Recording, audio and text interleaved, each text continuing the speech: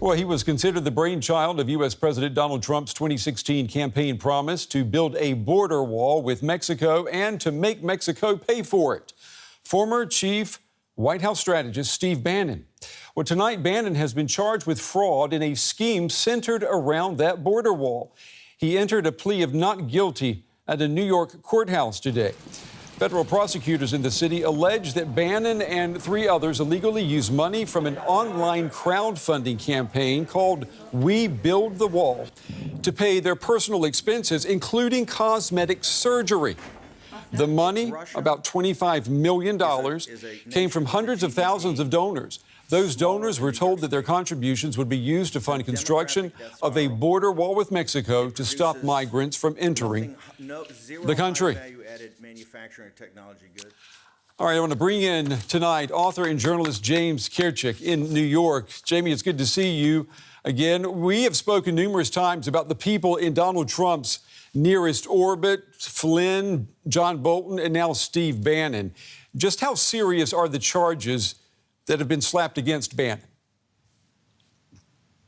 I think they're serious for Steve Bannon. I mean, he stole over $1 million. And he could be spending quite a long time in jail if he's found guilty of these charges. I'm not sure if they're really serious in terms of the president or the administration. There doesn't really seem to be any connection. In fact, the entire purpose of this charity, if you want to call it that, was to privately raise money to build the border wall. So it's explicitly not connected to the government.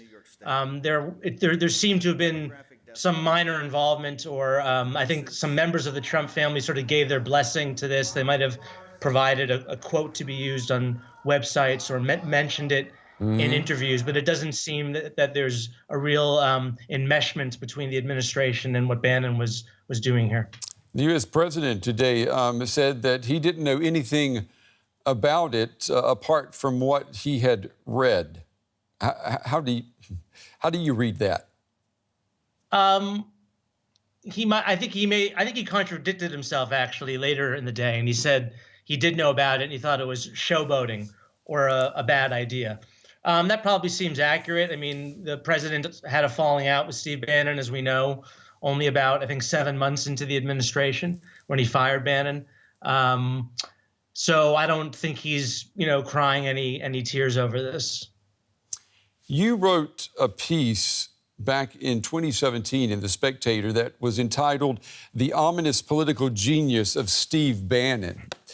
So, Jamie, if you were writing that piece today, what would the title of that piece be tonight? Well, in that piece, I was referring to the issues that Steve Bannon was talking about. And I actually still think politically he is very perceptive. What he's done here, I think, is separate. He clearly is just a greedy person and took advantage of a lot of people.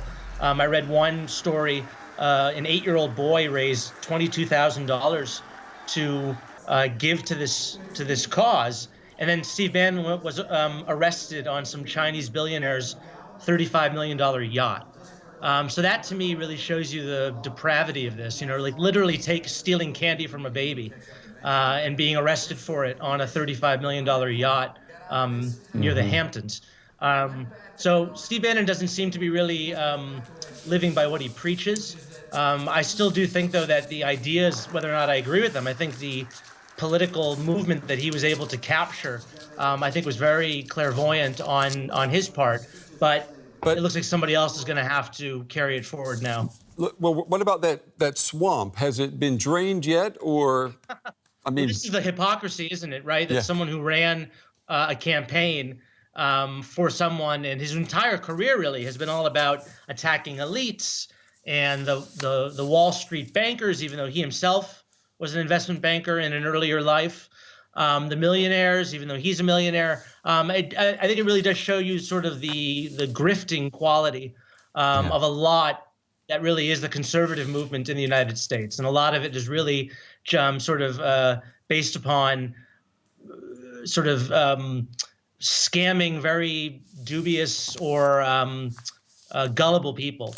And this has been a trend for many years. You've seen iterations of this in the past. I mean, Iran-Contra was not dissimilar from this. It was involving... James, we're going to have to wrap it up.